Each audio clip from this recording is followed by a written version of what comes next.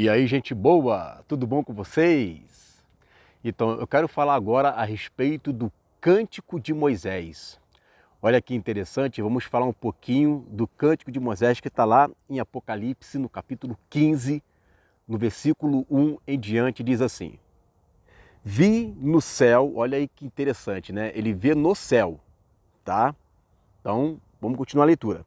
Vi no céu outro sinal grande e admirável. 7 anjos tendo os 7 últimos flagelos, pois com estes se consumou a cólera de Deus. Vi como que um mar de vidro, misturado de fogo, e os vencedores, olha, os vencedores de quem? Da besta.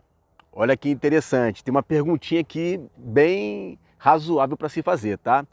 Os vencedores da besta, da sua imagem e do seu número, do seu nome, que se achava em pé no mar de vidro, tendo harpas de Deus, e entoava o cântico de Moisés, servo de Deus, e o cântico do Cordeiro, dizendo... Aí ele já vai dizer, mas uma pergunta que tem que ser feita aqui é o seguinte: eles estavam no céu, depois de terem vencido a besta, o seu número, a sua marca, a sua imagem, eles venceram a besta. A pergunta que se faz é o seguinte, primeiro, para os pré-tribulacionistas, eles dizem que quem estará no céu, nas bodas do Cordeiro e tudo mais, são aqueles que participarem da primeira ressurreição, logo eles estarão no céu enquanto a terra passa por problemas de tudo quanto é tipo de praga, financeiro, perseguição, marca da besta e por aí vai. Então a igreja, segundo eles, a igreja não pega o período da besta, ela fica lá no céu. E aí quando Jesus volta, ele não vai fazer um ping-pong, não é? Quando ele volta e estabelece o seu reino sobre a terra. Agora, esse texto aqui está dizendo o seguinte, que os vencedores da besta estão no céu. Os vencedores da marca e da sua imagem, do seu número, do seu nome, estão no céu em cima do mar de vidro. Bom, então aí já houve uma outra ressurreição, que seria, no caso, a segunda, haveria ainda uma terceira, que é a ressurreição universal. E aí eles estão lá no céu, lá no mar de vidro, olha que interessante. Agora, se Jesus veio estabelecer o seu reino sobre a terra e ele já fez o que tinha que fazer no céu, por que que eles estão no céu agora? Por que que eles estão lá? É uma pergunta para se fazer, né? Se ele já cumpriu o que tinha que fazer no céu com a igreja, que grupo é esse que, segundo eles, não é igreja, mas está lá no céu, né? Bom, a nossa explicação nós temos a respeito desse texto. Nós entendemos que, apesar da igreja herdar a terra, que é a herança que Deus fez para Abraão e a sua descendência, que é a igreja, que é o corpo de Cristo, nós teremos acesso ao céu. Nós teremos acesso ao céu e nós iremos subir para comemorar também a festa dos tabernáculos lá em cima. Por quê? Porque eles também, em outras passagens, diz que estão com palmas nas mãos, tá? Então, esse grupo que vence é o grupo que também tem acesso ao céu, tá? E o texto vai dizer, olha, venceram a imagem, o número, o seu nome, se achava em pé no mar de vidro, tendo harpas de Deus, e entoava o cântico de Moisés, servo de Deus, e o cântico do Cordeiro, dizendo: grandes e admiráveis são as tuas obras, Senhor Deus Todo-Poderoso. Justos e verdadeiros são os teus caminhos, ó Rei das nações. Quem não temerá e não glorificará o teu nome, ó Senhor? pois só tu és santo. Por isso, todas as nações virão e adorarão diante de ti, porque os teus atos de justiça se fizeram manifestos. Depois dessas coisas, eu olhei, abriu-se no céu o testemunho do tabernáculo, papapá. E aí a gente vê aqui, né, uma imagem daquele que foi entronizado como o rei das nações. Mas Jesus, ele, ainda que reine sobre a terra, ele também, né, é adorado no céu. Agora, olha que interessante, e eu quero mostrar aqui para vocês que está lá no Antigo Testamento, em Êxodo capítulo 15. Olha o cântico de Moisés, gente. Olha que interessante esse cântico de Moisés. Em Êxodo, no capítulo 15, no versículo 1 em diante, diz assim: Então entoou Moisés e os filhos de Israel este cântico ao Senhor e disseram. Olha que interessante que eles vão entoar todos juntos, não somente Moisés, mas todos os filhos de Israel. Né? Todos os filhos de Israel. Não são apenas os 144 mil, não é apenas a grande multidão. Aliás, tudo isso é a imagem do mesmo, né? Apenas com figuras e formas diferentes de explicar mais do mesmo. Então veja, cantarei ao Senhor porque triunfou gloriosamente. Lançou no mar o cavalo e o seu cavaleiro, ou seja, Gog e Magog. Né? Lançou no mar os seus cavalos, o cavaleiro, o seu cavalo, o seu exército. E a Bíblia diz lá em Daniel, no capítulo 9, que ele vem para destruir o anticristo como que se fosse por um dilúvio. E olha só, o Senhor é a minha força, o meu cântico, ele me foi por salvação. Olha só, ele é a minha salvação. Ele é o meu Yeshua. Ele é o meu Jesus, ele é a minha salvação. Este é o meu Deus. Esse Yeshua, este é o meu Deus. Portanto, eu o louvarei. Ele é o Deus de meu pai, por isso exaltarei. Abraão, Isaque e Jacó, ele é o Deus dos nossos pais. O Senhor é homem de guerra. Olha que interessante, né? Diz que o Senhor é homem.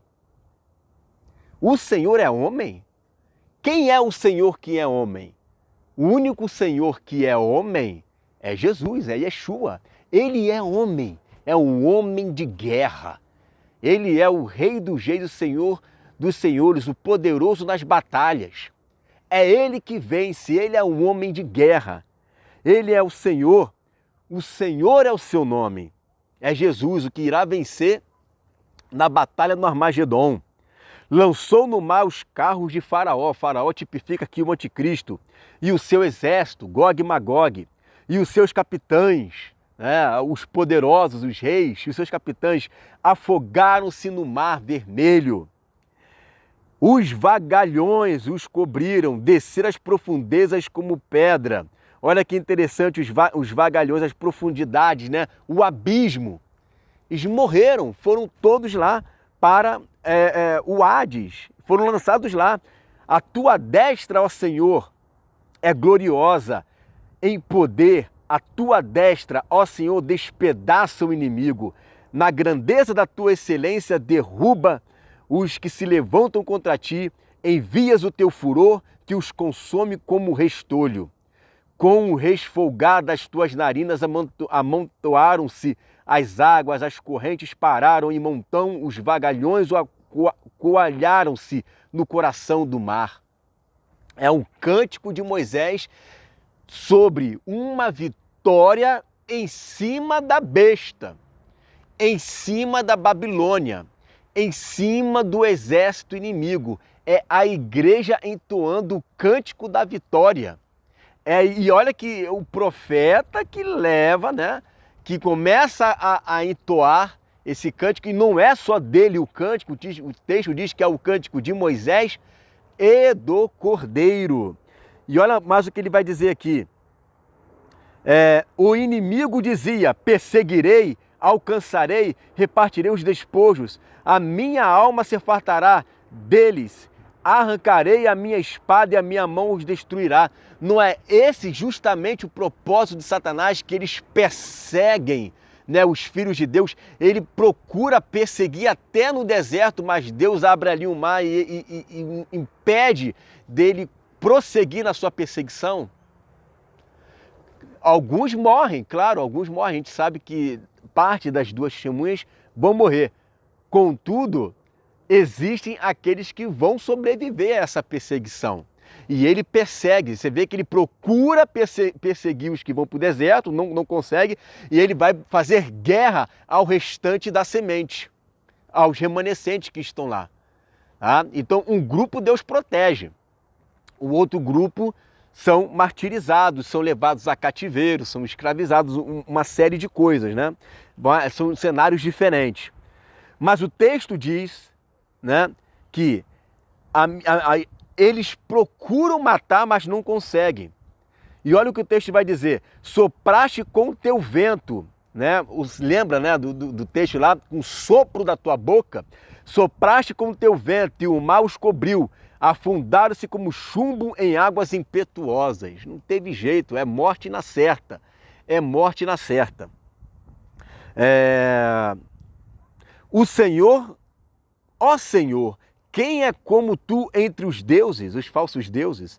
Quem é como tu glorificado em santidade, terrível em feitos gloriosos, que operas maravilhas? Estendestes a destra e a terra os tragou. Olha aí que interessante, que faz um link com Apocalipse 12, né? E a terra os tragou. Com a tua beneficência guiaste o povo que salvastes, com a tua força o levastes à habitação da tua santidade. Os povos o ouviram, eles estremeceram, agonias apoderaram-se dos habitantes da Filístia. Lembra, né, no sexto selo, quando eles veem o Senhor voltando, o que acontece? Eles passam a tremer, se esconder, eles ficam apavorados, com temor, com tremor, eles ficam com medo, pedindo para que os montes caiam em cima deles, ficam agoniados com isso. Versículo 15. Ora, os príncipes de Edom se perturbaram, dos poderosos de Moabe se apodera temor. Esmorecem todos os habitantes de Canaã. É o dia do Senhor chegou. Sobre eles cai espanto, pavor pela grandeza do teu braço, pela grandeza do braço do Senhor, Jesus e Yeshua. Emudecem como pedra, até que passe o teu povo, ó Senhor, até que passe o povo que adquiriste, a igreja, o povo santo, peculiar que ele escolheu. Tu o introduzirás e o plantarás no monte da tua herança, no lugar que aparelhaste, ó Senhor, para a tua habitação, no santuário, ó Senhor, que as tuas mãos estabeleceram. Olha aí que interessante, né? Ele, além de levar o povo, né, de Deus para tomar posse da herança do monte, ainda vamos entrar no santuário que as próprias mãos dele fez, estabeleceu, né? Então existe sim também um santuário celestial, tá?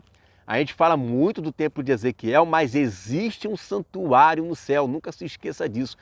Tem um santuário no céu, tá? E nós vamos também estar neste santuário, tá? Estaremos fazendo adoração, estaremos fazendo serviços sacerdotais, como que é os detalhes disso eu não sei te explicar, mas nós também estaremos fazendo isso. No reino milenar é um reino dinâmico, aonde nós, como anjos, subimos e descemos, tá? Estaremos aqui na terra, mas também teremos acesso ao céu. A terra é a nossa herança, mas nós teremos acesso ao céu, tá? Versículo 18. O Senhor reinará por todo sempre. É um reino eterno, né? 19. Porque os cavalos de Faraó, com os seus carros e com os seus cavalarianos, entraram no mar e o Senhor fez tornar sobre eles as águas do mar. Mas os filhos de Israel passaram o pé enxuto pelo meio do mar, pelo meio das nações, pelo meio dos povos rebeldes, né? Você vê que o povo de Israel foi escravizado. O povo de Israel passou por momentos difíceis ali no Egito. Mas o Senhor levantou homens para livrar o povo de Israel, né? O povo de Israel foi perseguido, né? houve pragas ali. As pragas não atingiram o povo de Israel. Há um selamento. Isso está lá em Apocalipse capítulo 14. O derrubar das árvores, né, o derrubar da natureza só ocorre depois que o povo de Deus ele é selado. Uma vez que ele é selado, as pragas caem, e aí é o início da última semana de Daniel. E agora o que falta? Falta Deus agora, através das duas testemunhas, começarem a fazer o seu ministério profético para que as nações, através da luz dessas testemunhas, possam agora ter a chance de se arrependerem, né? Ou muitos vão sim se arrepender, mas a massa não vai se arrepender, não adianta, né? Ela não vai se arrepender. Por isso que a Bíblia fala lá acho que é Isaías capítulo 19, diz que encontrar pessoas será tão rara como o ouro, tá? Será rara como o ouro. Você veja aí como que vai ser difícil de encontrar pessoas neste período. Por quê? Porque o número de pessoas que vão se arrepender é pouquíssima. É pouquíssima. A maioria não vai se arrepender, tá? Uma boa parte não vai se arrepender. Mas haverá pessoas que vão se arrepender, né? E aí, essas pessoas que vão se arrepender são os que vão estar, muitas das vezes, até auxiliando os filhos de Deus, né? Cuidando. Lembra lá de Mateus capítulo 25, que diz que eles são, eles não estão entendendo o que está acontecendo, né? Mas é dito para eles: quando foi que nós tivemos com fome, com sede? Quando foi que você estivesse preso, né? Aí Deus vai falar para eles: olha, quando vocês fizeram a um desses meus pequeninos irmãos, vocês fizeram a mim. Eles estão agindo de uma maneira que nem eles estão entendendo, né? Por quê? Porque é um mundo espiritual. O mundo espiritual eles não conseguem discernir, mas eles estão ali auxiliando, ajudando os filhos de Deus. Lembra de Schindler? Né? Schindler, ele ajudou os judeus, livrando muitos judeus da morte, mesmo não sendo da linha religiosa judaica, nem cristão. Ele era uma pessoa que simplesmente queria ajudar. E os judeus os chamam de o justo entre os gentios. Até hoje, no cemitério onde ele está enterrado, todos os anos, os judeus vão lá e depositam uma pedrinha branca em cima do túmulo dele. Então haverá muitas pessoas assim, né, que não vão estar inteiradas do mundo espiritual, mas vão se levantar contra o sistema da besta. Você vê hoje muitas pessoas que se levantam contra o comunismo, por exemplo, contra o socialismo, mas não têm princípios cristãos. Mas existe uma linha conservadora de temor ao Senhor. Mas eles não são santos, né? Não são pessoas que têm uma vida de intimidade, de novo nascimento com Deus, mas não aceitam o império, né, desse sistema babilônico que estão aí, que está começando a se levantar. Essas pessoas, muitas delas, não vão aderir ao sistema da besta e vão procurar estar mais próximos de nós.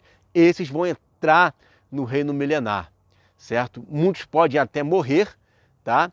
Mas esses vão ressuscitar na segunda ressurreição. Mas muitos vão acabar aceitando, né, essa pregação dos filhos de Deus, tá? E aí são cenários diferentes. Você vê como é que são cenários diferentes. A igreja não pode todo mundo ir para o deserto, gente. Como é que toda a igreja vai para o deserto, vai deixar É a mesma coisa de a igreja ser arrebatada e ir para o céu. No momento em que o mundo precisa da igreja, a igreja vai se isolar. Não, vai ter gente que vai precisar se isolar, porque lá eles vão ter um encontro com Deus. Vai ser ali que aquelas que estavam dormindo, elas vão precisar ir para o deserto, né? Ao passo que os que já estão preparados, já despertaram os 7 Espíritos de Deus, precisarão estar aqui nas cidades, né? Muitos vão estar ali auxiliando no deserto, porque são asas de águia que vão levar lá para o deserto. Mas vão ter muitos que vão precisar estar aqui para poder estar determinando juízo, né? E sendo uma voz profética nas cidades também, tá? Esse cântico de Moisés é uma vitória, um cântico da vitória contra a besta, contra Gog, contra Magog, contra o anticristo. Você vê que todo o cântico de Moisés, ele remete, né, numa espécie profética, à vitória da igreja sobre Babel. Certo, gente? Que palavra maravilhosa, né? Quem diria Moisés estaria tangenciando essas coisas e mal sabia ele que ele estava falando a respeito de nós, né? Atos capítulo 7 diz que Deus estava com a igreja no deserto, né? A palavra ali é eclésia, a igreja no deserto. Tá? A igreja sempre existiu, não começou em Atos. O que acontece é que a antiga aliança trabalha diferente, mas todos aqueles que receberam o Espírito de Cristo são filhos de Deus. É igreja, só que não era de uma dispensação de uma nova aliança. Mas Estevão fala que Deus estava com a igreja no deserto, né? É a igreja sim. Moisés faz parte da descendência, né, de Abraão espiritual, com certeza, e muitos que estavam lá também faziam, como Abraão, Isaque e Jacó. Amém? Fica com essa palavra em nome de Jesus.